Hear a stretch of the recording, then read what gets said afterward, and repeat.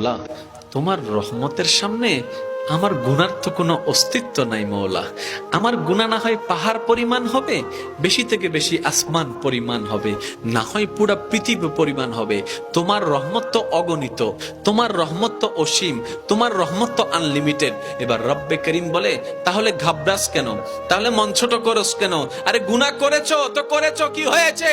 একবার তো তওবার মাধ্যমে আমি রবের দরবারে ফিরে আই। মৌলা, ফিরে আসতে পারবো তো? দরজা কি খোলা আছে? রব্বে করিম বলে, মরণের আগ পর্যন্ত, কিয়ামতের আগ পর্যন্ত, সূর্য পশ্চিম আকাশে ওঠার আগ পর্যন্ত দরজা খোলা আছে, দরজা খোলা আছে, দরজা খোলা আছে। এবার বান্দা বলে, মৌলা 24টা ঘন্টার কোন টাইমে আসলে সেই দরজা খোলা পাবো?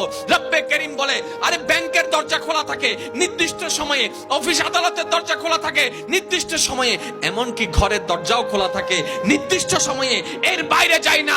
কিন্তু তোর রবের দরবার এমন একটা দরবার, 24টা ঘন্টার যেই কোনো মুহূর্তে তুই আসবি, তোর রবের দরবার তোর জন্য খোলা থাকবে। সুবহানাল্লাহ।